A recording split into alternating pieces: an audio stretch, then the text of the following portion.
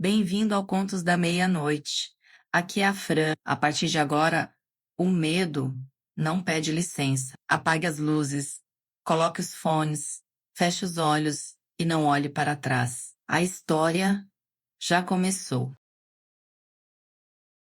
Antes de começarmos, já deixe seu like. Isso ajuda muito o canal e nos incentiva a continuar trazendo histórias cada vez mais assustadoras. Agora, vamos ao relato. Hotel Meridian era um daqueles estabelecimentos que havia sido grandioso em algum momento da história e que carregava essa grandiosidade morta como um nobre carrega um título, sem terras com dignidade formal e sem substância. O saguão tinha mármore italiano no chão, lustres de cristal que pendiam do teto como medusas congeladas, e funcionários uniformizados que se moviam com a precisão discreta de quem foi treinado para ser invisível. Havia 4 estrelas na fachada, mas havia algo nos corredores dos andares superiores, uma atmosfera de decadência contida, de esplendor levemente deteriorado, que sugeria que aquelas estrelas eram sobreviventes de um tempo mais próspero. Ana Beatriz chegou ao hotel em uma terça-feira de novembro, por volta das 10 da noite, exausta de um congresso de arquitetura que havia durado 3 dias a mais do que deveria. Tinha 41 anos, cabelos curtos e escuros, e a eficiência cansada de quem passou anos aprendendo a gerenciar o espaço, incluindo o espaço interno, aquele onde as emoções ficam quando não há tempo para elas. O congresso havia acabado de manhã, mas o voo de volta estava remarcado para quinta-feira por causa de uma greve de controladores de voo. E o hotel havia lhe dado o quarto 317, sem cobrar taxa de reprogramação. O que ela agradeceu com a polidez mecânica de quem está funcionando no piloto automático. O quarto era amplo para os padrões modernos. Uma cama de casal com dossel de madeira escura, uma escrivaninha vitoriana que parecia original, uma janela alta com cortinas de veludo bordô que bloqueavam completamente a luz externa e, ocupando quase inteiramente a parede entre o banheiro e o guarda-roupa, um espelho de corpo inteiro emoldurado em ouro velho, com uma moldura trabalhada em folhas e flores estilizadas que pareciam mover-se levemente quando a luz do abajur oscilava.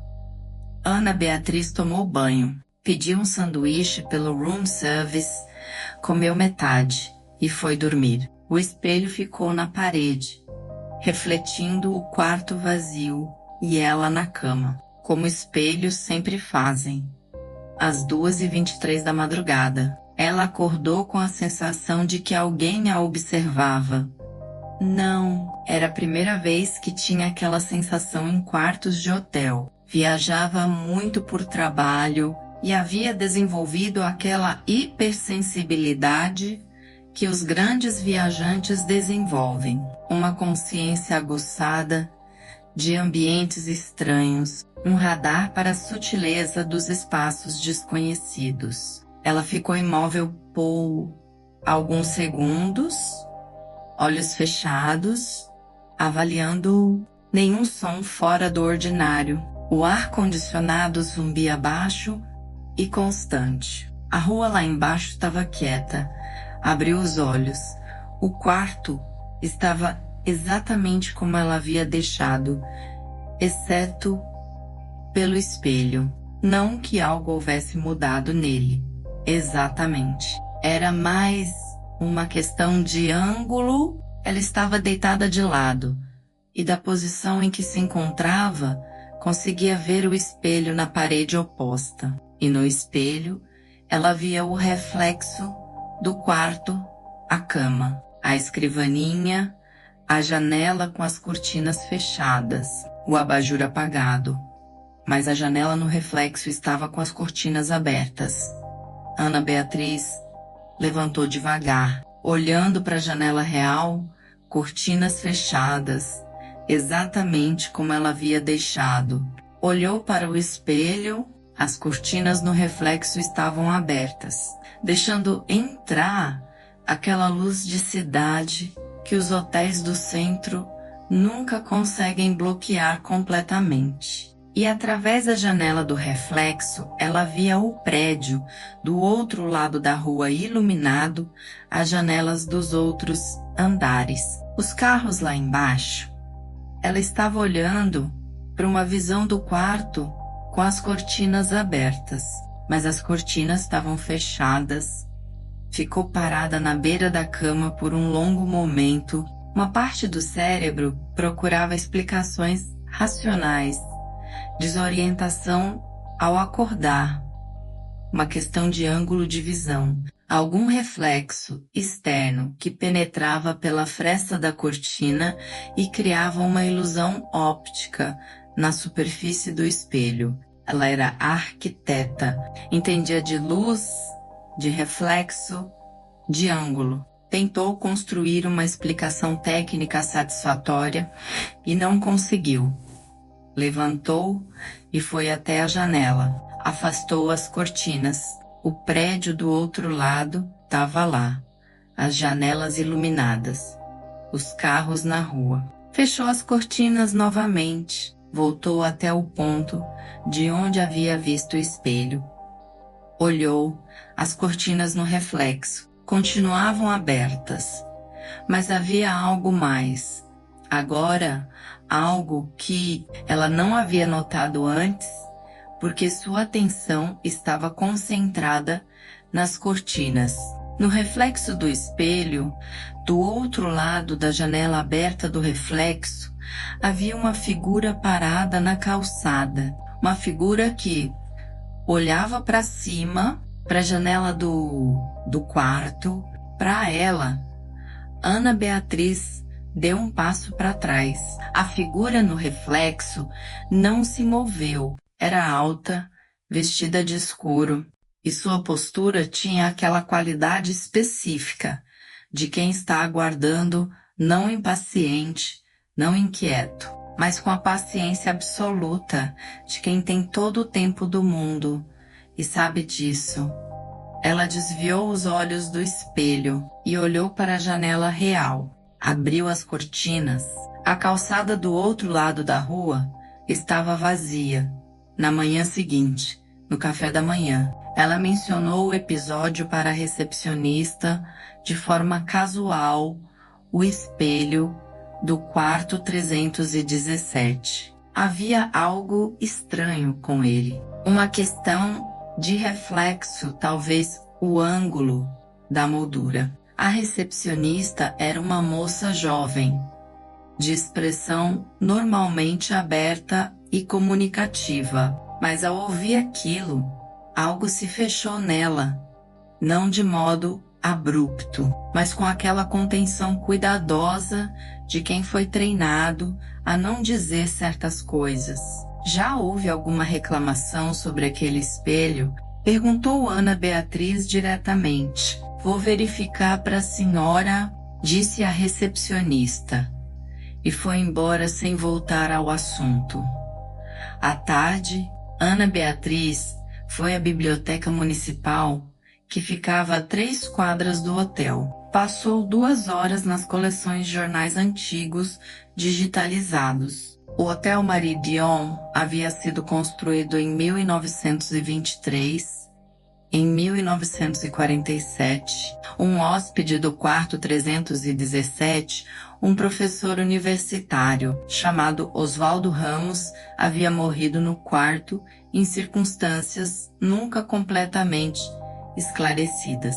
O laudo oficial era parada cardíaca durante o sono, mas as reportagens da época mencionavam, com o pudor jornalístico daquele tempo, que o corpo havia sido encontrado com os olhos abertos, fixos em direção à parede, onde ficava o espelho. com uma expressão que as testemunhas descreviam como de espanto absoluto e de reconhecimento. Em 1963, uma hóspede do mesmo quarto havia pedido para ser transferida às 3 da madrugada, dizendo que o espelho a assustava. Não havia mais detalhes. Em 1989, um hóspede havia quebrado o espelho com um tripé da câmera fotográfica que usava em sua viagem de negócios. O Hotel U havia cobrado pelo dano. A nota de rodapé da reportagem era uma coluna de curiosidades locais. Dizia que o espelho havia sido substituído, mas que o espelho substituto havia sido adquirido de um antiquário que o havia comprado do espólio de Osvaldo Ramos. O mesmo espelho, portanto, apenas com a moldura trocada. Ana Beatriz passou a segunda noite no quarto, com o espelho coberto por um lençol. Dormiu bem, acordou descansada, sentiu-se levemente tola pela superstição. Na manhã da partida, enquanto fazia as malas, retirou o lençol do espelho distraidamente. Sem pensar, o reflexo mostrava o quarto do jeito que ele estava, as malas abertas na cama, a escrivaninha, a janela com as cortinas entreabertas, deixando entrar a luz fria de novembro. Mas havia uma diferença sutil que levou 2 ou 3 segundos para ela perceber. No reflexo, ela não aparecia. Ana Beatriz estava de pé, em frente ao espelho. Estava vendo o quarto refletido com clareza e fidelidade. Mas onde deveria estar seu reflexo? Onde deveria estar ela? Com seus cabelos curtos e sua mala aberta, havia apenas o quarto vazio. Ela ergueu a mão direita lentamente. O reflexo não respondeu. Ela abaixou a mão, ficou imóvel. O espelho continuava mostrando o quarto sem ela, com as malas abertas na cama, como se fossem de uma pessoa ausente. Com a luz de novembro entrando pela janela de uma forma que parecia quase bonita, quase serena, completamente indiferente à sua presença ou ausência. Ana Beatriz apanhou a mala, foi ao banheiro pegar a nascecer sem olhar para nenhum espelho e desceu para o saguão. Fez o check-out com a eficiência mecânica do piloto automático. Esperou o táxi para o aeroporto na calçada. No frio de novembro, olhando para a rua, ao entrar no táxi, o motorista, um homem de meia-idade, amigável e convencional, ajustou o espelho, retrovisor e olhou para ela. Para o aeroporto, senhora? Sim, disse ela. O motorista ligou o carro e saiu. Ana Beatriz olhou para o espelho retrovisor, viu seu próprio rosto cansado, um pouco pálido, mas presente, completamente presente. Respirou fundo, mas então, por um único segundo, o tipo de segundo que depois você não tem certeza se aconteceu ou se imaginou, ela viu algo além do seu próprio reflexo. Viu, atrás de si, no banco traseiro que estava claramente vazio, a silhueta daquela figura alta e escura, imóvel, paciente, piscou. O banco traseiro estava vazio. Ana Beatriz nunca mais ficou em hotéis com espelhos antigos. Nunca mais olhou para espelhos em ambientes desconhecidos, sem primeiro examinar cuidadosamente o que aparecia neles. E nunca mais, em momento algum, olhou para um espelho às 3 da madrugada.